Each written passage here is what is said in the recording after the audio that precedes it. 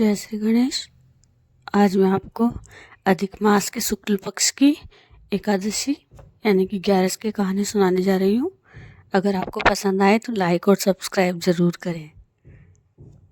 एक समय कीर्ति वीर्य ने रावण को कारागार में बंद कर रखा था। उसको पुलत्स्य जी ने कीर्ति वीर्य को विनय करके छुड़ाया। इस घटना को सुनकर नारद जी ने पुलत्स्य जी से पूछा, हे महाराज, उस महावीर रावण जिसने समस्त देवताओं सहित देवराज इंद्र को जीत लिया था, उसको कीर्तिवीर ने किस प्रकार से जीता, सो आप मुझे समझाइए।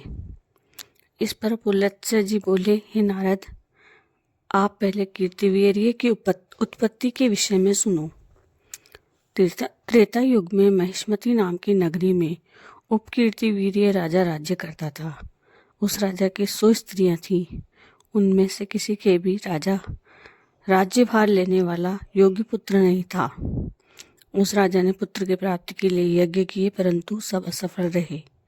अंत में वह तप के द्वारा ही सिद्धियों को प्राप्त जानकर तपस्या करने के लिए वन को चला गया। उसकी स्त्री हरिश्चंद्र की पुत्री प्रमदा वस्त्र आभूषणों को त्याग कर अपने पति के साथ गंधमादन पर्वत पर चली गई। उस स्थान पर इन लोगों ने 10 सहस्त्र वर्ष तक तपस्या की, परंतु सिद्धि प्राप्त न हो सकी।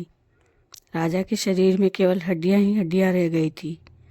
यह देखकर प्रमदा ने विनय सहित महासती अनुसुईया से पूछा कि मेरे पतिदेव को तपस्या करते हुए 10 सहस्त्र वर्ष बीत गए, परंतु अभी तक भगवान प्रसन्न नहीं हुए हैं जिससे मुझे पुत्र प्राप्त हो सके।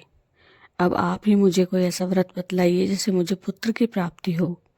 इस पर अनुसुईया बोली कि अधिक मास की जो 32 महीने बाद एकादशी आती है, जिसमें शुक्ल पक्ष की एकादशी का नाम पद्मिनी और कृष्ण पक्ष की एकादशी का नाम परमा है, उसके जागरण और व्रत करने से भगवान तुम्हें अवश्य ही पुत्र देंगे।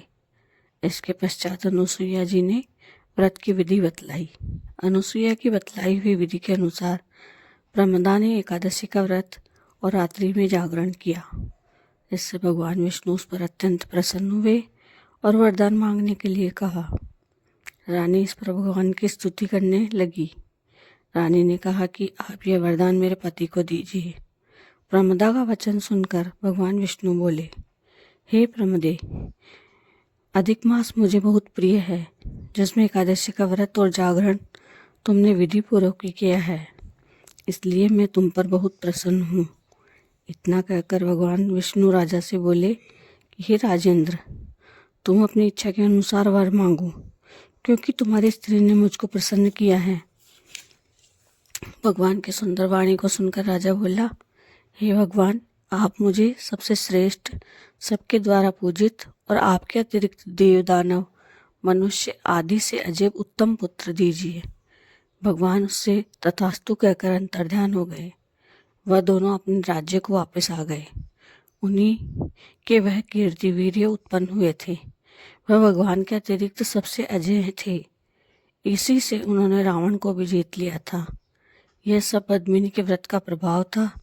नारद जी से इतना कहकर पुलत्स्य जी वहां से चले गए। भगवान बोले कि हे महाराज, यह मैंने अधिक मास की शुक्ल पक्ष की एकादशी के व्रत को कहा है। जो मनुष्य इस व्रत को करता है वह विष्णु लोक को जाता है। जय श्री गणेश।